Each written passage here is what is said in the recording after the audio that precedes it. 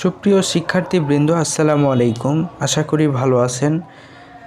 আমি আপনাদের সাথে আছি সারওয়ার জামান। B.Sc ইঞ্জিনিয়ারিং সাবজেক্ট ফিজিক্স এর ধারাবাহিক ক্লাসে আপনাকে স্বাগতম। ইলেকট্রিসিটি অ্যান্ড ম্যাগনেটিজমের আজকে 20 নাম্বার লেকচারে ম্যাগনেটিজমের খুবই গুরুত্বপূর্ণ একটি ল, বায়ট-সাভার্টস ল আমরা প্রমাণ করতে যাচ্ছি। বায়ট-সাভার্টস ল দুইজন বিজ্ঞানী, দুইজন স্যার একসাথে তাদের লকে ডিসক্রাইব করেছেন। বায়ট একজন স্যার, সার্ভার্টস একজন স্যার, দুই স্যারের কম্বিনেশনে আমাদের এই লটি ডিসক্রাইব করা হয়েছে। খুবই সহজ একটি ল, আপনাদের ভয় পাবার কোনো কারণ নেই। মনে করেন যে কোনো একটি তার এই বরাবর নিচ থেকে উপর দিকে কারেন্ট ফ্লো হচ্ছে, আর এই কারেন্টে কয়েলের মধ্যে যখন ফ্লাক্স যখন লিঙ্কড হবে তখন দেখা যাবে তার মধ্যে একটি ইএমএফ জেনারেট হবে। তো মনে করেন এখানে একটি তার আছে, ওয়্যার আছে, যার মধ্য দিয়ে কারেন্ট ফ্লো হচ্ছে। মনে করেন এটা একটি ওয়্যার, ঠিক আছে। এই ওয়্যারের এক্স অ্যাক্সিস থেকে Y axis along current flow হচ্ছে I current. Okay, I current নিচ থেকে ফ্লো হচ্ছে। এখন এই ওয়্যারের মধ্যে যে কোনো একটা পয়েন্টকে বিবেচনা করে নির্দিষ্ট একটি ক্ষুদ্র দূরত্ব ডিস্টেন্স ডিএল আমরা বিবেচনা করলাম। যে ডিএল এ যখন কারেন্ট হবে, ডিএল এ যখন এলিমেন্ট পাওয়া যাবে তখন তাকে এই ডিএলকে লেন্থ এলিমেন্ট বলে। কি বলে?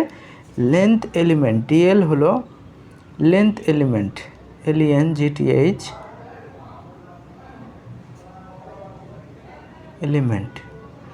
আর এর সাথে যখন কারেন্ট গুণ হবে কারেন্ট, তখন সেটা হবে কারেন্ট এলিমেন্ট। তখন সেটা কি হবে? I into DL vector equals to current element, ঠিক আছে। এখন কথা হচ্ছে যে মনে করেন এই ক্ষুদ্র ডিস্টেন্সের ওয়্যারের তারের ক্ষুদ্র ডিস্টেন্স এ বি, ক্ষুদ্র ডিস্টেন্সের নির্দিষ্ট সেন্টার থেকে নির্দিষ্ট দূরত্বে পি পয়েন্টে আমাদের ম্যাগনেটিক ডেনসিটি বের করা লাগবে। কি বের করা লাগবে? ম্যাগনেটিক ডেনসিটি বের করা লাগবে। তো ডিএল হলো একটা নির্দিষ্ট দিক বরাবর তার নির্দেশ করছে। সো ডিএল হলো একটি ভেক্টরিক্যাল কোয়ান্টিটি। অন্যদিকে পি পয়েন্টে আমাদের যে বি বের করব, অর্থাৎ ম্যাগনেটিক ফ্লাক্স ডেনসিটি বের করব, সেটাও কি একটা ভেক্টরিক্যাল কোয়ান্টিটি যার দিক আছে। তো এই ও পয়েন্ট থেকে, এটা ও পয়েন্ট থেকে আর দূরত্বে পি পয়েন্টে আমাদের ম্যাগনেটিক ডেনসিটি বের করা লাগবে, ঠিক আছে। তা এটাও তো একটা নির্দিষ্ট ডিরেকশন অনুসরণ করেই তো পি পয়েন্টকে কেন্দ্র করা হচ্ছে, তাই না? সো আর এরও একটা নির্দিষ্ট ডিরেকশন থাকার কারণে R is called vector quantity. So এখন আমরা বলতে পারি যে এই ওয়্যারের ছোট্ট দূরত্ব ডিএল, ক্ষুদ্র দূরত্ব, এবং পি পয়েন্ট এর মধ্যে যে থিটা কোণ উৎপন্ন হচ্ছে, যে অ্যাঙ্গেল তৈরি হচ্ছে, সেটা হলো থিটা, ঠিক আছে। আমাদের ড্র করা শেষ। এটা তেমন কোনো আহামরি কঠিন কিছু না। এবার আমরা স্টেটমেন্টে চলে আসি। কি লিখে আসব? বায়ট-সাভার্টস ল যদি চলে আসে পরীক্ষায়, আমরা কোথা থেকে লেখা শুরু করব চলুন নোটিশ করি। লক্ষ্য করেন, this law deals with the magnetic field induction at a point due to a small current element. তাহলে এই সূত্র সাধারণত ডিল করে থাকে with the magnetic field induction. Magnetic field induction at a point, অর্থাৎ যে পি পয়েন্ট আছে সেই পি পয়েন্টের সাথে due to a small current element, ছোট্ট একটা কারেন্ট এলিমেন্ট। এই যে আই ইন্টু ডিএল মানে কি? এটাকে কারেন্ট এলিমেন্ট বলা হচ্ছে না? এই ক্ষুদ্র দূরত্বে কি পরিমাণ কারেন্ট অবস্থান করছে সেই কারেন্ট এলিমেন্টকে একটা নির্দিষ্ট পয়েন্টকে বিবেচনা করে কি করা হয়? ডিল করা হয়। লেট আস, চলুন ধরি কনসিডার এ স্মল এলিমেন্ট, একটি ছোট্ট এলিমেন্ট, সেটা হলো এ বি। এই যে এ থেকে বি বা বি থেকে এ একটা ছোট্ট এলিমেন্ট ধরলাম, লেন্থ এলিমেন্ট, যাকে বলা হয় লেন্থ এলিমেন্ট ডিএল, ভেক্টর লাগাই দিতে পারেন। অফ দ্য কন্ডাক্টিং ওয়্যার, মানে কি পরিবাহী তারের X Y carrying current I. অর্থাৎ এই যে এক্স ওয়াই এই কারেন্ট প্রবাহ বা কারেন্ট ক্যারি করা তারের ক্ষুদ্র একটা দূরত্ব, যাকে ডিএল বলা হচ্ছে, এবং এর নাম দেওয়া হচ্ছে লেন্থ এলিমেন্ট। এই লেন্থ এলিমেন্টের মধ্যে কি পরিমাণ কারেন্ট এলিমেন্ট পাওয়া যায়, সেই current element I into DL vector. Now recall, let r vector be the point P from the current element IDL and theta be the angle between DL and R. তাহলে এই DL length element থেকে P পয়েন্টের দূরত্ব R, এবার এই DL length element এবং R এর মধ্যবর্তী অ্যাঙ্গেল থিটা, সেটাই বলা হচ্ছে। অ্যাকর্ডিং টু বায়ট-সাভার্টস ল, বায়ট-সাভার্টস ল থেকে আমরা বলতে পারি the magnitude of magnetic field induction d B. তাহলে ম্যাগনেটিক যে ফিল্ড ইন্ডাকশন হচ্ছে, আবেশন হচ্ছে ম্যাগনেটিক ফিল্ডে, সেটা হলো বায়ট-সাভার্ট ল ডিবি দ্বারা ডিনোট করেছেন। ডিবি ক্ষুদ্র magnetic flux density at point P পয়েন্টে ডিউ টু স্মল কারেন্ট, ছোট্ট কারেন্টকে বিবেচনা করে পি পয়েন্টে বায়ট-সাভার্ট ল অনুযায়ী আমরা ম্যাগনেটিক ফিল্ড ইন্ডাকশন ডিবি বের করব। So element depends upon following factors, নিচে যে ফলোয়িং ফ্যাক্টরগুলো আছে এগুলো থেকে কি কি এলিমেন্ট অনুসরণ করে চলুন দেখে আসি। এই যে ডিবি মানে পি পয়েন্টে ম্যাগনেটিক ফিল্ড ইন্ডাকশনের মান কত হবে? মনে করেন এই তারের মধ্যে আই পরিমাণ কারেন্ট ফ্লো হচ্ছে। কি পরিমাণ? আই পরিমাণ। তো আই পরিমাণ যত এই ক্ষুদ্র লেন্থ এলিমেন্টের মধ্যে যত কারেন্ট ফ্লো হবে, সেই কারেন্ট অনুযায়ী ম্যাগনেটিক ফিল্ড ইন্ডাকশন পি পয়েন্টেও তত বেশি হবে। তাহলে আমরা বলতে পারি ডিবি প্রপোর্শনাল আই। এবার লক্ষ্য করেন যে এই পি পয়েন্ট এই অবস্থানে আছে, একে আরও দূরে সরিয়ে এখানে নিয়ে আসলাম। তাহলে কি হবে? ম্যাগনেটিক ফিল্ড ইন্ডাকশনও কি তত কমবে, হ্রাস পাবে।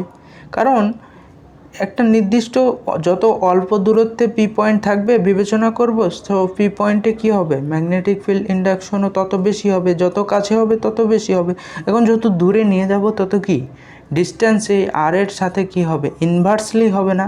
তো ইনভার্সলি প্রপোর্শনাল না, স্কোয়ার ইনভার্সলি প্রপোর্শনাল। তাহলে ডিবি প্রপোর্শনাল 1/r²।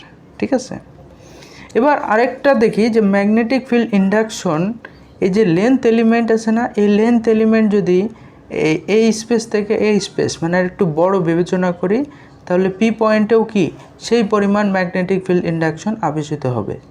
আমি যদি আরও ক্ষুদ্র করি, কি করি? ছোট চিকন করি, এলিমেন্টটাকে আরও ছোট ধরলাম, আরও কী করলাম? চিকন করলাম। তাহলে কি সেই চিকন পথ বরাবর সেই পরিমাণ অল্প পরিমাণ পি পয়েন্টে কি আসবে? Magnetic field induction DB induce হবে। তাহলে বুঝতে পারছি যে লেংথ এলিমেন্টের সাথে সরাসরি পি পয়েন্টে ম্যাগনেটিক ফিল্ড ইন্ডাকশনও কি সমানুপাতিক। So DB proportional DL. এবার আসি এই যে পি পয়েন্টে ম্যাগনেটিক ফিল্ড ইন্ডাকশন ডিবি, আমরা ডিবি বের করব। এই ডিবিটা সাইন থিটার সাথে সরাসরি সমানুপাতিক, মানে থিটা মানে 90 ডিগ্রি যত হবে, 90 ডিগ্রি কোণ করলেন তো, তাহলে 90 ডিগ্রি মানে কত? সাইন 90 ডিগ্রির মান 1, আর 1 মানে কি? সর্বোচ্চ। তো দেখা যাচ্ছে যে 0 ডিগ্রি থেকে যত কাছাকাছি করে মানে কৌণিক ব্যবধান বৃদ্ধি করতে করতে 90 ডিগ্রি মানে একদম পারপেন্ডিকুলার করা হবে, ততই কি পি পয়েন্টে ম্যাগনেটিক ফিল্ড ইন্ডাকশনও তত বেশি হবে। তাহলে আমরা বলতে পারি ডিবি প্রপোর্শনাল সাইন থিটা। এবার সমীকরণ 1, 2, 3, 4 চারটা সমীকরণকে কম্বিনেশন করে পাই।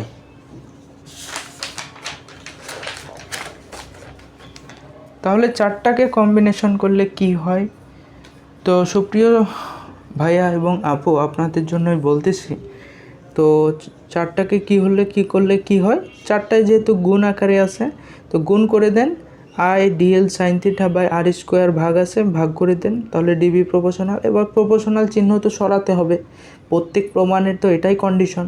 তো প্রপোর্শনাল চিহ্নকে সরানোর জন্য আমরা কে ব্যবহার করলাম। এখন কে কে কী বলা হয়, হোয়ার K is a constant proportionality, সমানুপাতিক ধ্রুবক। এর একক হলো, ইউনিট হলো, কে হলো মিউ নট বাই 4 পাই। কে হলো একটি সমানুপাতিক ধ্রুবক।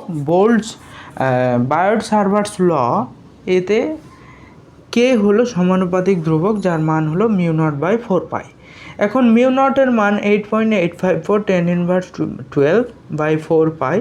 ক্যালকুলেশন করলে 10^7 পাওয়া যায়। আর এই 10^7 এই ক্যালকুলেশনের মান মিউ নট বাই 4 পাইয়ের মান 10^7। একক হয় tesla metre per ampere. Tesla metre per ampere, এতে এরিয়া না, কিন্তু এটা হলো একক। টিতে টেসলা, এম এ মিটার, আর এ ইনভার্স মানে অ্যাম্পিয়ার দ্বারা ভাগ। মানে আমরা বলতে পারি যে টেসলা মিটার পার অ্যাম্পিয়ার, এটি কার একক? এটি হলো প্রপোর্শনাল যে কনস্ট্যান্ট আছে, সমানুপাতিক ধ্রুবক কে, সেই কে এর একক হলো এত, টেসলা মিটার পার অ্যাম্পিয়ার, যার মান হলো 10^7।